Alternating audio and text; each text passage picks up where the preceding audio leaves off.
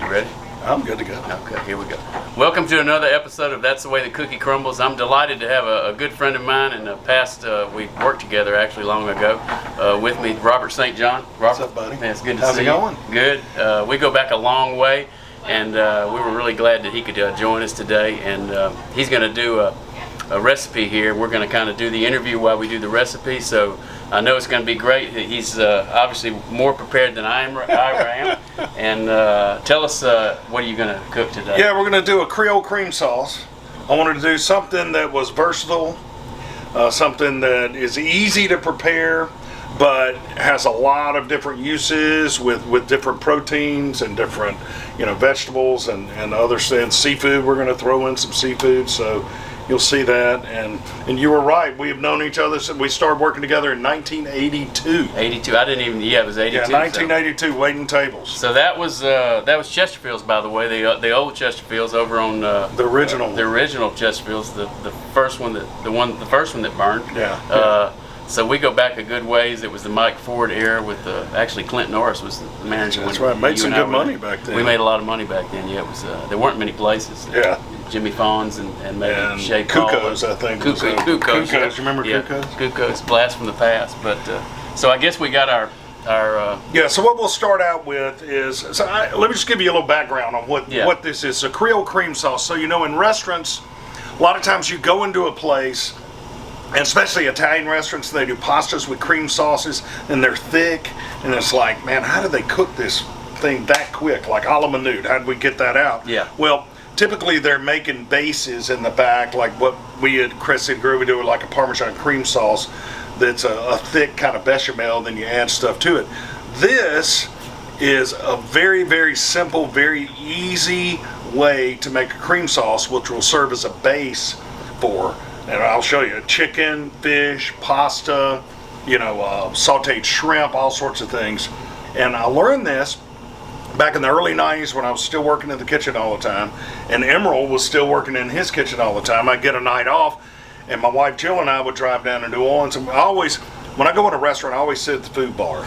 If you can, man, right there where you can watch them cook, you can talk to them, whatever. And he was in the kitchen, we were talking, and I saw him do this. And it's this easy. That was about 2 cups of heavy cream, not half and half, it's heavy cream. That's a couple of tablespoons of Worcestershire, couple of tablespoons of hot sauce, whatever you like. Mm-hmm. That's about a teaspoon of paprika, and this is looks like a tablespoon or so of Creole seasoning. That's my Creole seasoning, but let's find a whisk. Your Did I pull special a blend? whisk? Here we go. Oh, that one looks good. So the seasoning is your blend. Yeah, but you could use Tony's or Paul Perdone's or whatever. So now look, this is water under here for you guys. So this is like his double boiler here. So if you have a double boiler, you can use it. But he's got this is just a mixing bowl with the water under. I'm not a big fan of the store-bought double boilers, because what happens, it's a pot that looks like this that fits inside a bigger pot. And what happens is one day you were out of pots for this, and you had to use one of the pots for something else, and it's in the dishwasher or whatever, and just keep a bunch of stainless steel bowls at your house, and then put some water in a regular pot, and this makes the perfect double boiler. And if you're like making a hollandaise sauce or something like that, you can regulate it, because you can pick it up as you're stirring. And what we're going to do with this is reduce it by half. You can reduce it by a third if you want to, and what I'm going to use is reduced by a third. Okay. But I like to really reduce it by half. And the good thing about this sauce is, like, if you're going on vacation, you're going somewhere, and you can take this with you. Just put it in the ice chest, and then maybe you're at the beach and you went fishing, and you caught some fish, or you went to the seafood market and bought some shrimp. You use that, or maybe you go to the mountains and you want to cook some pasta or something like that. This sauce will last as long. Heavy cream has a expiration date that's much longer than milk. So heavy cream is usually about 3 weeks out. So this sauce will last as long as whatever the date is on that heavy cream carton that you bought. Can you microwave that once you put it in your It'll likely break, but you don't have to. Yeah. You don't have to. So here's the deal. This is the beauty of this sauce. So what we can do, let's do. I've got a nice piece of grouper over here. Let's cook it first. Let's turn on the burner. Kennard and Jennifer have all sorts of nice. Yeah, we're at the Kitchen Table Studios, by the way. I didn't mention that. So, with Kennard and Jennifer McKay. So we got looking for Kennard in the seat over there to ask him questions about the pots and pans and the utensils. Got some good, nice Greek olive oil. So we're just going to start with some olive oil there. This is reducing. You just walk away and let that reduce by half. It's going to happen. I mean, you can scrape a little bit, but if you did your double boiler right, you know, it's not going to burn. So we're going to do fish first. And let's see, what do we want to top the fish with? Let's top the fish with shrimp. And so I'm going to start, this is what we call Mardi Gras mix over at Crest City Grill. It's really just red bell peppers, green bell peppers, and onion. We'll put a little in there. That'll give us a base to start with. Let me crank it. And so here's the thing. Let's pan down here. Let's see what we're working with. We have some caramelized onions, got tasso ham, andouille sausage, some tomatoes, green onions, shrimp, which I'm about to use. I got some crawfish. These are sauteed mushrooms. There's a ton of garlic in there. I've got some pasta, salt, pepper, and this is the Creole cream sauce. This is the Creole cream sauce that's gotten reduced. And so on this fish dish, we're gonna put, you know what? I think I'm just gonna do shrimp on the fish. All right. So there's some Old Bay over there, Jeff. Yes, sir. I use my Creole seasoning most of the time for dishes like this, but for shrimp, I love Old Bay. It's got like some celery salt in it and some other stuff, and it goes well. It's good stuff. We don't use it as much here as we do Chester. Yeah. It's really good. You know, they use it a lot in Maryland, where they brag about their crabs, but the thing about in Maryland is about 40% of the year they're getting their crabs from us. You got all the essentials over here in your repertoire. We had some wine. We could flash it with some wine. I'm gonna add. Kenner's always got wine in the back. I'm gonna add some mushrooms. These are the ones that are already cooked. I never add garlic in too early because it'll get bitter, but we're at about a point where we can add some garlic in there right now.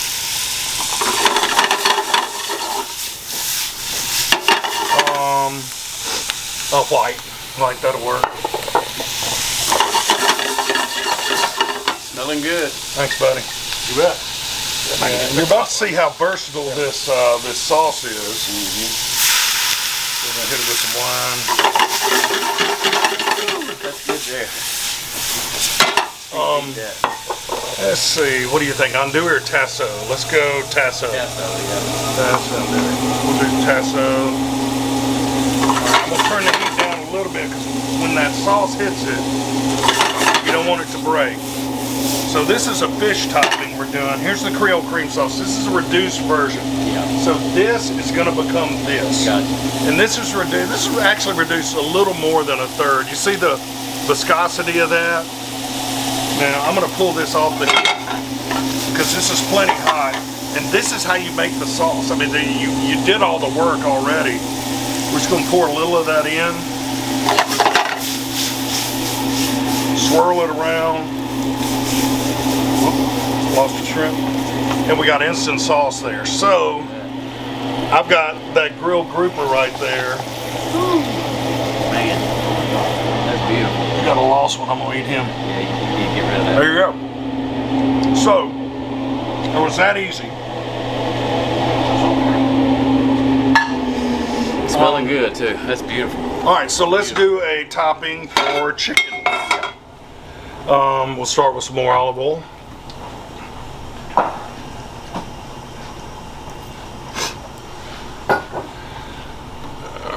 Let's see.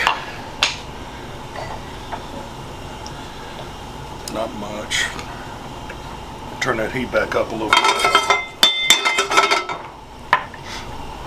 So once you've got everything prepped, basically pretty simple. Yeah. You got your So you sauce do your heating mise en ready. place ahead of time, and just say you grilled out the night before. This could be a steak. What we're about to put on chicken could actually go on a steak as well. It would be a steak topping. Or a chop or whatever, or pork. That's right. So I'm going to start again with a little of that, you know what? Let's use caramelized onions this time. These are already caramelized, which is really just low and slow onions, just yellow onions. And they're cooked for a long time. If they don't have a lot of sugar, you can add a little sugar if you want to. Let's put some tomatoes in. We'll put those in kind of early. Just cherry tomatoes. The caramelization process. Huh? Does the sugar help? If the onions aren't real sweet. Yeah. But if you do it low and slow enough, you shouldn't need to. You don't want to burn them, but just cook a long time and let them. Those natural sugars will come out. So we used Old Bay last time, and this one I'm just going to use a little salt and pepper. And we're doing a chicken topping. And we're going to use crawfish. And last time, did we use tasso last time? Yeah. Okay, we use andouille now. So we got some andouille sausage there. I'm going to use some Mardi Gras mix too because it'll look pretty.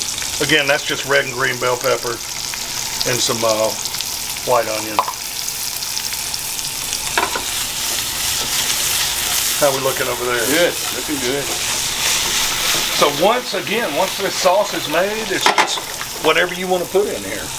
So you take it after you cook it and you put it in the refrigerator and just hold it in there. It'll last, like you say. We're gonna do some green onions over here. A couple of weeks in the fridge, or not as long, or whatever it says on the outside of the cream. Yeah, of the cream. Do you ever freeze it? No, never frozen it. I'm afraid it would break if we froze it. Probably should have put those mushrooms in a little sooner, but it'll be fine. All right, let's go ahead while we're doing that. Let's start this pasta dish. And we're going to get a new can of oil. So, all right, so we're doing a fish, we're doing a chicken. We said we could do steak if we wanted to. Pasta. Yeah, everybody's looking at the plate now. The mouth watering stuff, especially the cameraman there. Let's give this a stir just to give us something to do right now. All right. I'll put some mushrooms in there. A little garlic. Get a little garlic here.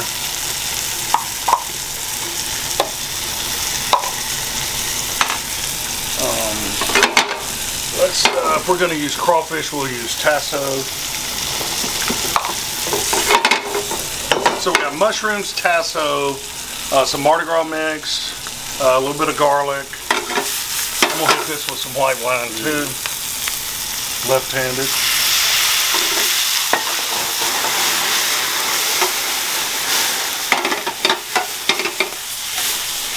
All right. So I'm going to put the crawfish. Here's the thing, when you're cooking with crawfish or crab meat, you put it in last. This crawfish is already cooked. When you peel crawfish, either if you're peeling it yourself or if you bought it at the store, it's already cooked. So you don't want to over. No. All you want to do is heat that up. And so again, we're there, and I'm going to add this Creole cream sauce. That's about all we need. So now we've got a crawfish. I like the tomatoes and andouille. Yeah. Let's put some green onions in there. Yeah. Crawfish and andouille topping for chicken there. Right there we go. Beautiful. And I like that red. We're gonna make a pasta.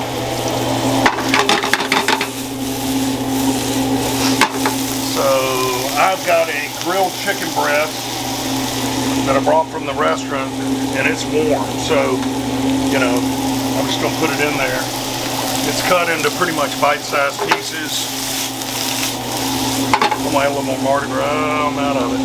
What do you need? Let's put some. I'm good. I'm just playing around. It's really, you're limited to your imagination at this point. So on the toppings, whatever you like, you can do. You can do black olives, you can do capers, you can do different things. Capers would work. Capers are good. Black olives would definitely work. All right. So this is going to be like a chicken penne pasta. So the pasta Here is is- obviously already cooked. Yeah, pasta's already cooked. That's about all I need. So that's how we're gonna make a pasta sauce. Is by just putting this Creole cream sauce in the skillet. And then we're gonna dump, what we would typically do if we were in a restaurant, we would dump this in a hot water bath to heat it up. It's kind of cold now because I brought it from the restaurant. And so I'm gonna let it sit in there a minute to heat up. Let's put some green onions in there. Tomatoes won't hurt it. Yeah, so we're just kind of throwing in the kitchen sink on this That's one. beautiful. But yeah, it'll make a good pasta dish. And it looks real easy, but so he was ready, he was prepped with everything. So remember that when you're doing it, have all your stuff ready to go. Don't get in the heating process when you go chop onions or whatever. Have all that done up ahead of time, portioned and ready to go like he 100% the key. Mise en place is what they call it, and it just means everything in its place. And if you've ever Say been that again? mise en place, And what it's everything in its place. So if you've ever been in the kitchen and you're scrambling around and you're doing a recipe and you got to add tomatoes but you forgot to do it, and so something's cooking, you got to run get your tomatoes and chop, and oh man, it's got green onions. Go over here and do. So just think about what you're going to do ahead of time. Have it all done, and we're good to go. What's the opposite of mise en place? It would be scrambling and panicking. Panicking in the kitchen. Yeah. So here we go. So we got this pasta. You can make it as saucy as you want to. You don't want to cook that. I'm gonna turn the burner off. Yeah. You don't want to cook that Creole cream too long, or it will break. Yeah. But we got a good pasta dish right now. That's beautiful there. Yeah, and so let's put a little more green onion in there. Color. You're good to go. So it's easy. You can you make this, you keep it in the fridge, and you're just limited to your imagination. So maybe you should start making that and selling it. Well, you know what? Do you know a company that sells food products or anything we can work with? I think we can market that. Right. You know. How would that taste on cookies? I don't know. I don't know. We'll give it a shot. Let me taste it. Go for it. Yeah. Man, that's good. For the sauce. Yeah. The So chicken's really good. yeah, when you reduce that by half, the flavors intensify.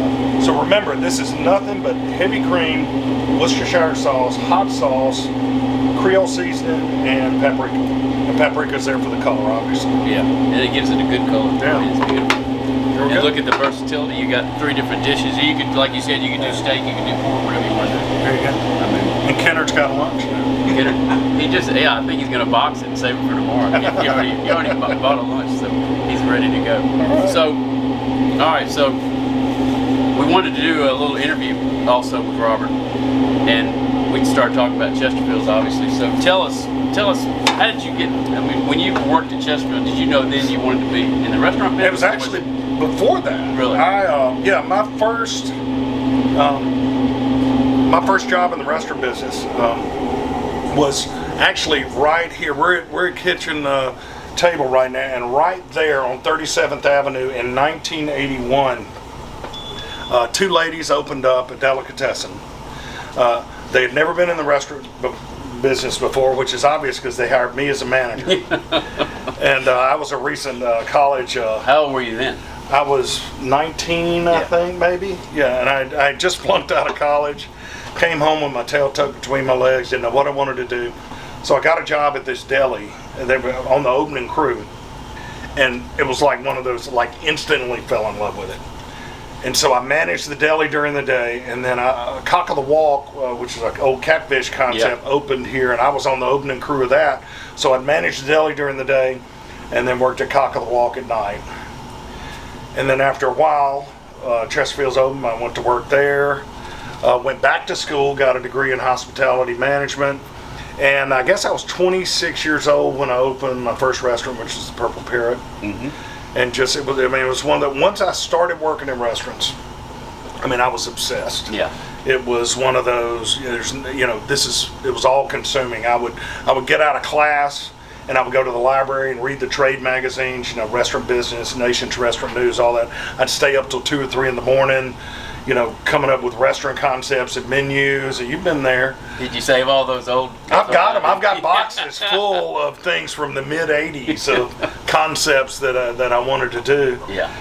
And well, sometimes you pull back and use those later. I mean, every once in a while I'll look at them. Yeah. Every once in a while I'll look at them, and so we've got several restaurants here now, and we've got a big project in Jackson going, and it's kind of. I read about that one. Yeah, we'll talk about that in a minute too. Morphed into books and TV and all sorts of. So where'd the writing come from? I mean, were you skilled in that before? Did it just kind of something natural? I did a little writing in high school. Was pretty good at it, and then totally just got tunnel vision and worried about restaurants and opening restaurants. And then the Hattiesburg American in the late '90s asked me to start writing a column, food column. And I said no, I don't have time, don't want to do it. We can turn that off now. Yeah. And they kept coming, so I finally said, okay, we'll do it. It was pretty bad at first, but I eventually I developed kind of a passion for it. And then the Clarion Ledger called and they wanted to run it, then the Sun Herald, and then we ended up, after a few years, I think it was something like 32 newspapers, and that was late 90s, and I still do it every week. We're down to about 22 newspapers. Newspaper business isn't quite what it was. Newspapers are down, yeah. But I've never missed a week. I do about 1,000 words a week. I've done 52 weeks a year for however long that is, 22. What inspires you to do, like, how do you just, like, living life and you find something that you want to write about? Yeah, early on, probably the first 10 years I did it, I wasn't even writing with my own voice. I was doing some kind of version of probably what I thought Louis Grizzard would do if he was a food writer or something. It wasn't really authentic. It wasn't my voice. I was almost 40 years old when I started to write. And around the time I took a long trip to Europe in 2011 with my wife and kids. We were over there for 6 months. Around that time when I was writing over there, I just started, I found my voice. More from the heart? Yeah, I think so. And just writing about, whatever's happening instead of trying to manufacture something. Did you come to the point where I don't really care? I'm not that I don't care, but I want to do exactly what I feel and not the subset that I've made for myself on it. There may have been a component of that. I think it was more of, when you're, we were in 72 cities in 17 countries on 2 continents in 6 months. I mean, you develop kind of a bunker mentality, and it was probably more, I would love to claim the altruistic version of what you say. It was probably more just out of necessity. Thank you. I should have claimed it. But it's probably just, it was about travel and family and food and where all those come together, and I was just writing what was happening, and it connected with people. And I had already done, 5 or 6 books at that time, and I did a book on Italy about Wyatt Waters, who I've collaborated with on a lot of projects. He flew over, and we hit Italy from the southernmost tip of Sicily to the Alps. We covered it. He painted, I ate, and so came back. And you do tours now, is that right? You do? Yeah. That just kind of more. Pretty much everything, Jeff, I've ever done. I wanted to open one restaurant. That was it. I wanted to open Purple Pear. I wanted to open a fine dining restaurant. That's all I ever had really the ambition to do. Yeah. Everything else has just kind of happened, or I've fallen backwards into, or lucked into, or whatever. But you've been open-minded about different things. Absolutely, and just open to whatever life's gonna. So I think it's one of the keys, to success is being open-minded. And sometimes you try things and they don't work. You may lose money, but still being open-minded and then going, let's try that. Let's go. Well, like I asked you to come do this, and you right away. I didn't even hesitate. And you're busy. You've got successful businesses. I didn't even hesitate. Yeah, the trip thing happened because when we were over there, I was writing the column. Wyatt was posting his paintings on social media. I was doing my social. So we got back and we're doing the book tour for this book called An Italian Palate. And we're doing book signings all around, and people are coming up. It was totally unexpected. And they said, man, I wish you'd take me to that restaurant you wrote about, or I'd love to see that cathedral you painted. And at first you just think it's somebody making conversation while you're signing their book or whatever. But we kept hearing it. I called him up one day. I said, man, I think people want us to take them to Italy. You want to do this? He said, sure. And so I figured we'd do it once. I made a Facebook post. Anybody want to go to Italy? We'll take you to all these places we discovered. and it was like an afternoon. It filled up, and then we got a waiting list, and then the waiting list got a waiting list, and so we did Tuscany with a couple of groups, and then those people started going, "Hey, where are we going next?" And How many do you take at a time? 25 people. Yeah. And it varies. So these people started asking, "Hey, where are we going next?" Well, I said, Venice is the most unique city in the world. Bologna is the food capital of Italy. Milan's awesome at Christmas. So we did Venice, Bologna, Milan.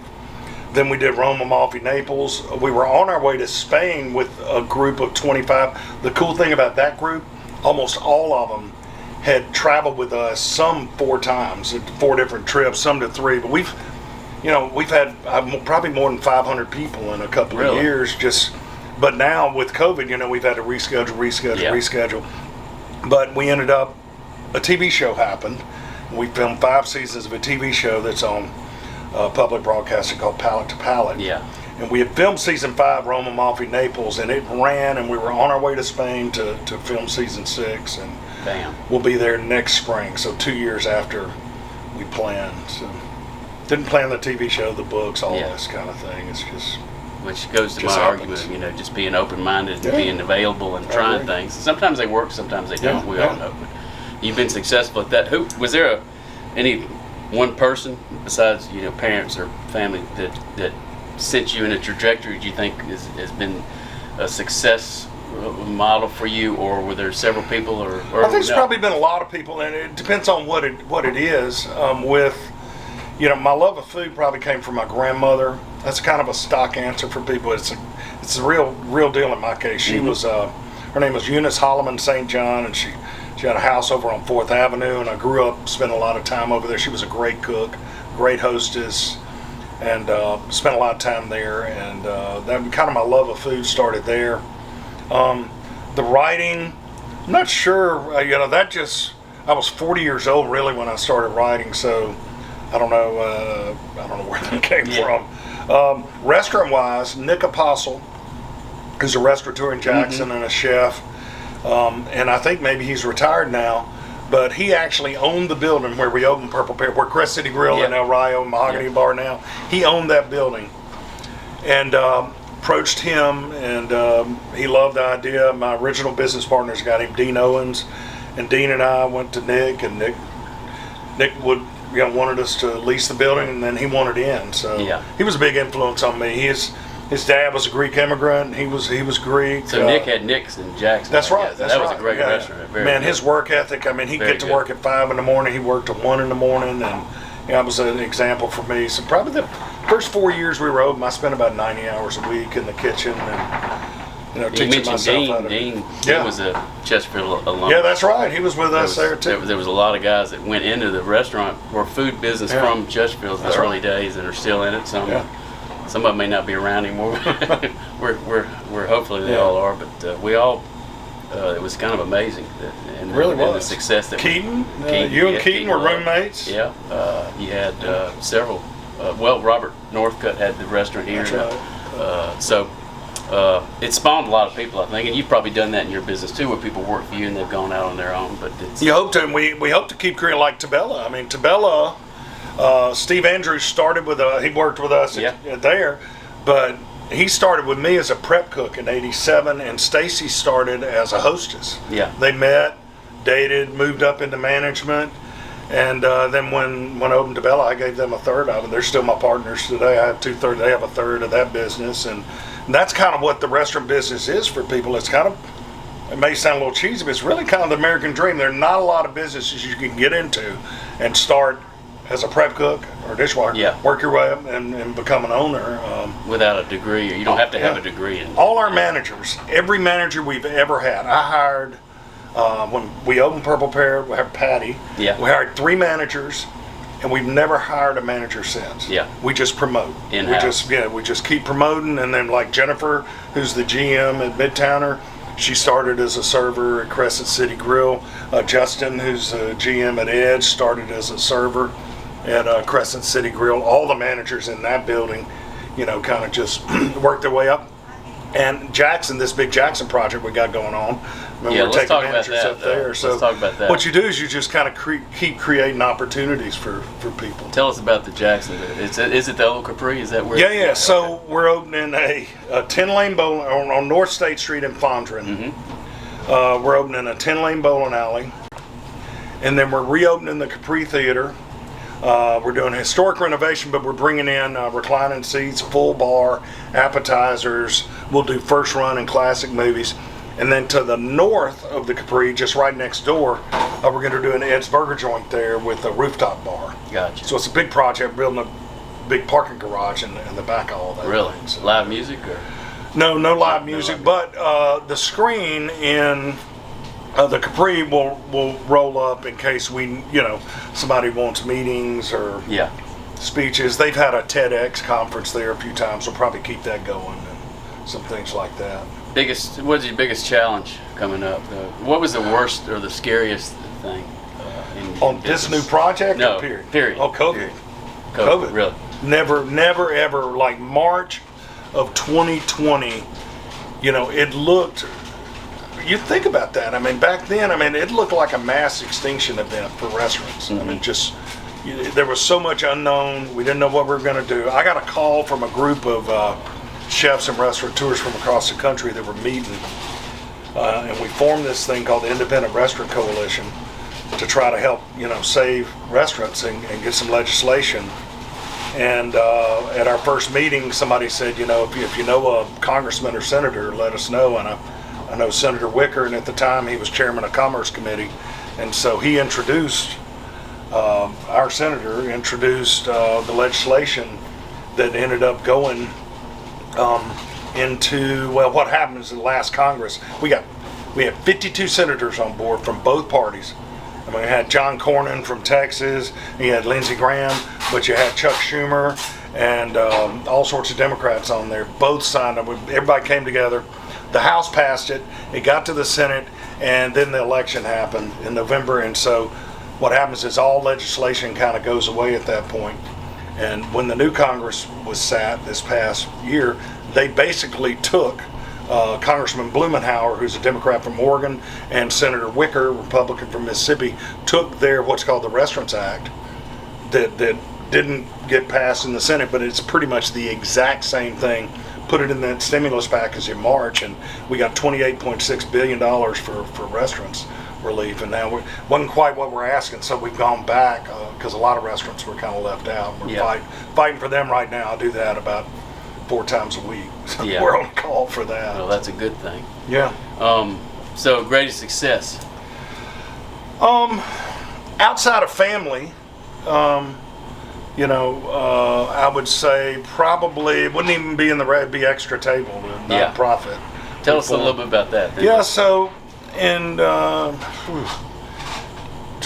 I don't remember when it was, 11 years ago. Yeah. I got a call from Edward Street Fellowship Center. At the time, they were feeding like 800 families a month, and they were out of food. They had no food. And they called panicking and said, can you help us? We got all these clients to feed. Can you help us? And I said, sure. I figured the quickest, best, easiest way to kind of get is just call my Cisco rep, Ricky Malone, put together an order and have them drop ship it to the agency. We did. They had food. They were able to serve their clients. But I started thinking, I bet if there were an easier way to get these places food, that maybe they wouldn't run out of food. But to be honest with you, I was a little skeptical that there was even a hunger problem. I'm thinking, sure, in some Central American third world country, I get there's hunger, but it's America, we ain't got. So I went on kind of a self-seeking mission to find out, is there really hunger problem? You hear about all this, fraud and the food stamps and all that kind of stuff. And man, it didn't take long before I realized there's a huge problem. You got about 620-something thousand Mississippians suffer from food insecurity. Over 100,000 are seniors who trying to figure out, can I pay the light bill or can I go to the grocery store? You got a couple of 100,000 who are kids who eat a school breakfast, a school lunch, and don't eat again until the next day. Yeah. And so what I saw when I started going to Stew Pot and Jackson and all these places, man, it opened my eyes. That's a huge problem. But I also saw that most of the food they were serving was unhealthy because they live off canned food drives, which are a very ineffective way to feed people in need. And so I founded Extra Table on a couple of principles. Number one, 100% of the money we raise for food will go to food. Number two, it's going to be healthy food. Because I learned also, Mississippi's not only number one in food insecurity, we're number one in obesity. And I had a problem with that. I'm like, well, somebody's eating something somewhere. And what I learned is that it always goes hand in hand. If you have a problem with food insecurity, there's always, because people are living out of convenience stores. Right. They're eating the least healthy foods. They're drinking sugar drinks, snack foods, carb, all that kind of thing. And so our deal is always healthy food. And we just grew. It was just me for a while. We had a couple of executive directors. Then we hired a lady named Martha Allen, who came on a little over 3 years ago. And just to give you an idea, in 2020, we started with one agency, Edward Street Fellowship Center, in 2009. We serve over 50 agencies across the state, from the Gulf Coast all the way up into the Delta and the Hill Country. In 2020, we shipped 5.9 million pounds of food to all those different agencies. And so, I mean, that's probably a long answer to an easy question, People but need to know I'd say about that would be, so extratable.org, if you're interested, you will be assured that 100% of whatever you donate for food will go to purchase food. I think you'll find that people that are successful give a lot of their time and money and ingenuity and brain power to other projects that help other people. I'll tell you what's made a huge difference is we partnered, we kind of got out of that original business model Extra Table had, and we started partnering with these guys at Chow Purchasing. And so I know Chow. Yeah. So we use their warehouse. We're buying truckloads of tuna fish, truckloads of peanut butter. All this kind of vegetables, fruits. It's low sodium vegetables, low sugar fruits, and we use their warehouse for free. They don't charge us. We're using their purchasing power. They're shipping it to our agencies.